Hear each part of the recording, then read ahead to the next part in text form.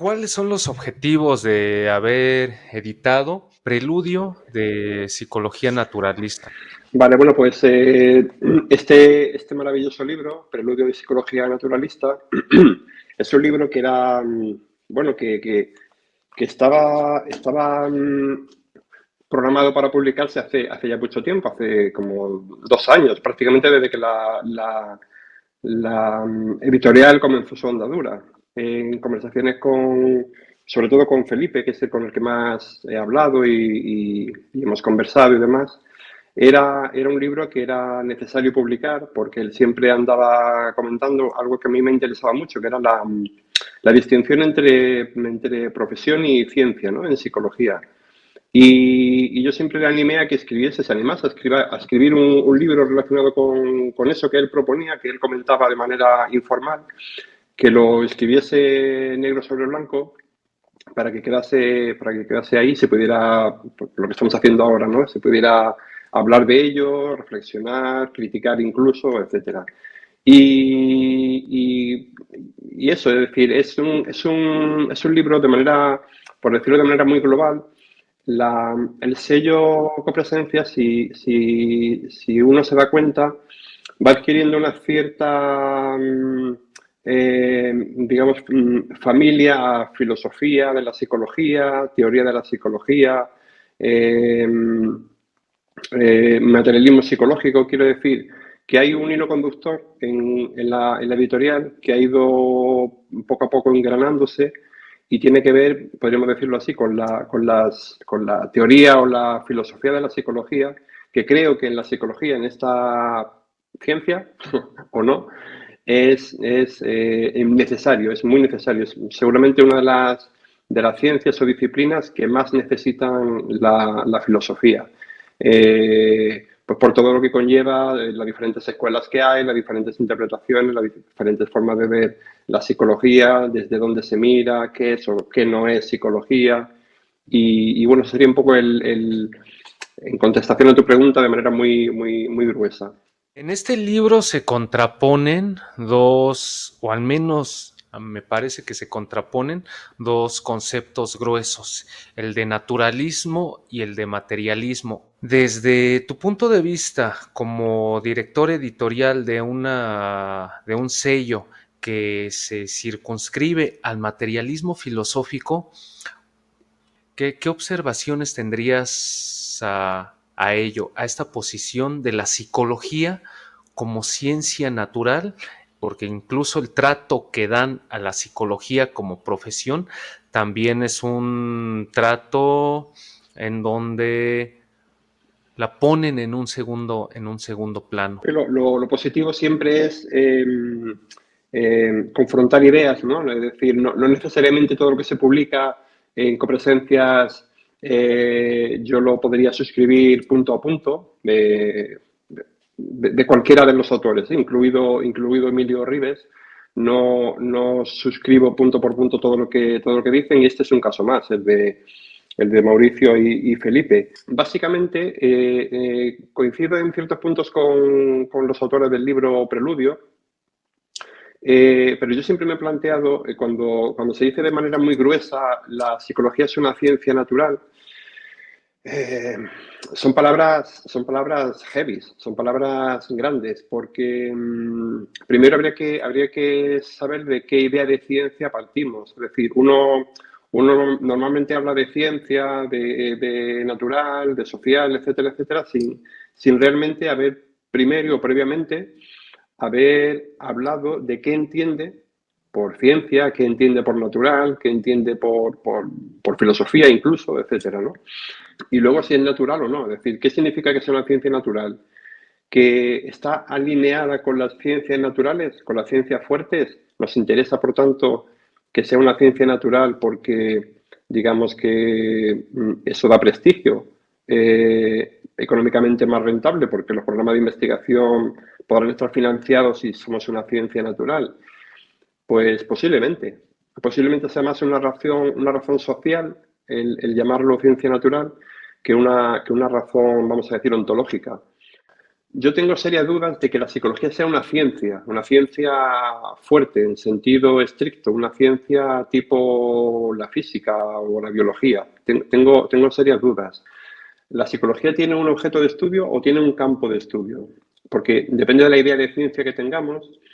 Si la idea de ciencia es que todas las ciencias tienen un objeto de estudio, pues se nos complica mucho. Es la conducta, son los pensamientos, es la interacción, es la interconducta, o tiene un campo de estudio. Y en un campo de estudio hay diferentes, pues como en todo campo, diferentes componentes que componen, por así decirlo, ¿no? El campo. Está la conducta, está el reforzador, está la interacción, todo eso forma parte del campo. Ontológicamente, para mí no está muy claro. Entonces, retomo la metáfora taurina. Yo comentaba con un amigo, a mí me parece la psicología, cogiendo un fenómeno del campo, que es la psicoterapia, me parece más un arte que una ciencia. Es decir, es un arte entre el torero y el toro. Igual no es una metáfora muy acertada, pero creo que se puede entender.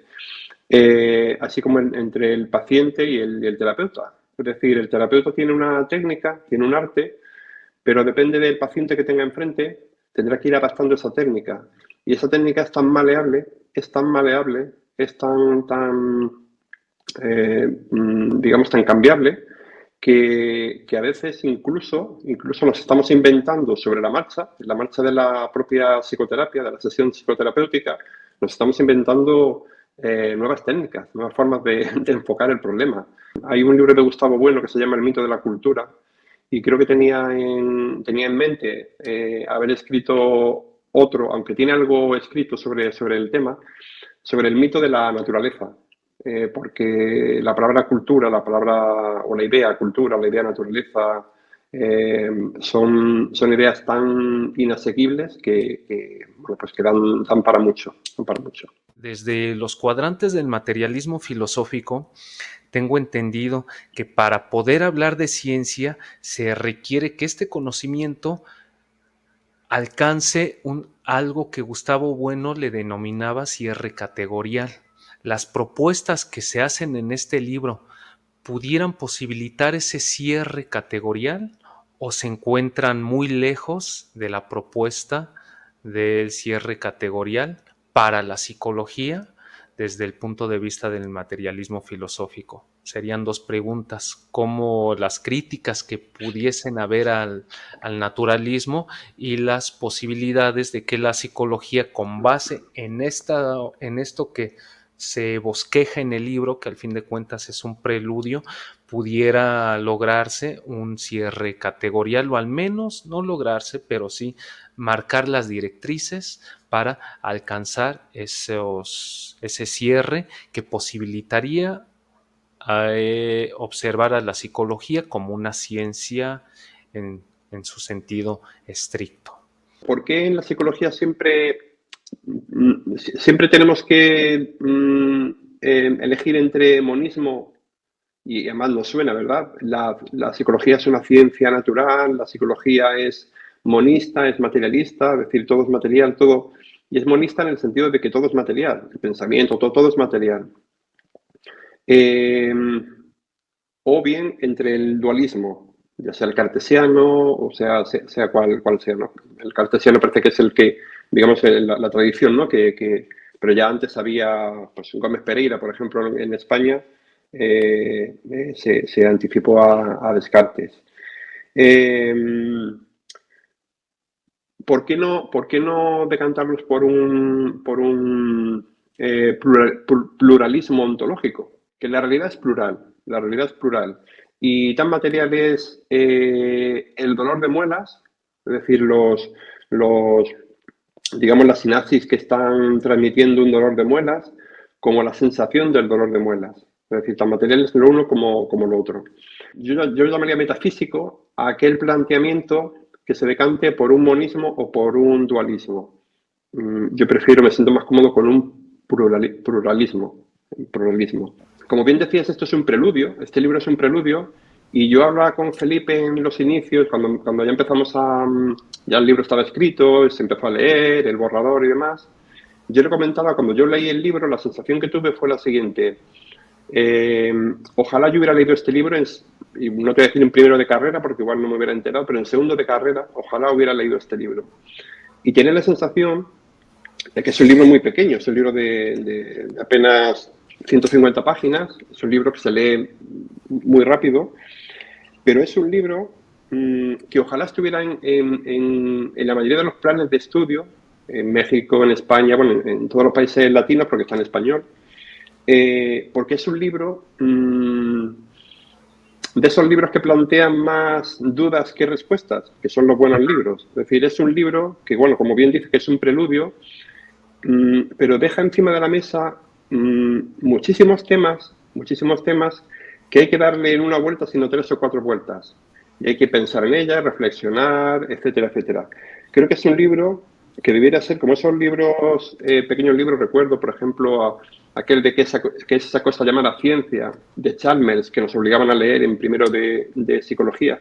Creo que debería ser un libro que se leyera en todas las facultades de psicología, por lo menos del mundo hispano, porque es un libro que aclara muchísimas cosas, plantea muchas otras dudas, pero es que la psicología es eso. Bienvenidos Sí. al mundo de la psicología.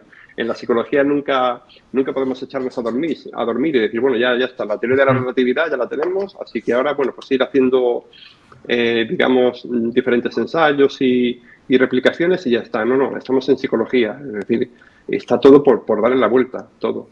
Y sí quisiera dejar como claro que la primera sensación que tuve al leer el libro, el primer borrador del libro, fue que debía ser material obligatorio en cualquier plan de estudio de psicología. Esa fue mi primera sensación y quería transmitirlo. El grueso de psicólogos nos dedicamos a una actividad profesional. Y poner sobre la mesa el que los psicólogos pasen a ser consultores dentro de campos de aplicación. Esta propuesta, tú la observarías, Manuel, como algo realmente viable a tomar en cuenta, o es una de las propuestas que se suman a la línea escindirse de la corriente general de la psicología, que es algo que desde tiempos de Watson ya se advertía, desde Watson, desde el manifiesto, mencionaba Watson, o la psicología adopta el conductismo o el conductismo tomará su propio camino. Y noto que en esta propuesta de la consultoría basada en principios de la conducta, abundan sobre la necesidad de que el psicólogo, en el ejercicio de aplicación en campos profesionales, tome su propio camino y que la psicología dominante pues siga por donde ha transcurrido hasta el momento. ¿Qué posicionamiento tú tendrías en torno a eso, tomando en cuenta que tú, pues esto también a ti te toca, porque tú no eres un psicólogo de laboratorio ni un académico, eres alguien que también se gana la vida en un campo profesional, ¿no? ¿Qué posición tú tendrías respecto a ese punto, que es uno de los puntos medulares del libro, ¿no? Que esto es más una utopía que una realidad. Y es una utopía, y como toda utopía, es algo deseable. Sería deseable, yo creo que sería un bonito desarrollo, un bonito final si esto se consiguiera, ¿no? La consultoría basada en principio de la conducta, o sea, ser consultores de los profesionales que realmente están actuando en el campo, creo que es algo ya que comentaba Rives con su desprofesionalización de la psicología. Creo que es algo muy bonito, pero es tan bonito que es utópico. Quiero decir que está un poco ya desenmarcado del contexto político, social y económico del momento. Está desencuadrado, por lo tanto, es de ahí que sea utópico, ¿no? Utópicamente, pero de manera como con mucha lógica, con mucho sentido común, realmente, para que la psicología funcionara bien, debería estar como, ¿cómo decirlo? Como el agua, debería estar muy distribuida por todo el tejido, por toda la capa social, y para que eso ocurriese, tendría que toda esa capa social, profesores, médicos, etcétera, etcétera, manejar la psicología. Y ese manejo de la psicología vendría por la consultoría que tendrían con esos profesionales, pues los equipos de psicólogos, para que realmente eso calase, porque si no se convierte en una hora a la semana de terapia, en un rato con el niño en el colegio para ver qué está pasando, en una charla X en la organización X para conseguir lo que sea, mejores objetivos, más bienestar, prevención de riesgos laborales, lo que sea. Y realmente los que están día a día en esos entramados socioeconómicos son los que realmente tienen el poder de cambiar las cosas. Entonces, una consultoría basada en principios de la conducta, transmitida y dada a aquellas personas que realmente están todo el tiempo en aquel área, campo, persona que necesita X cosa, sería fundamental. O sea, sería, pero es utópico, es utópico.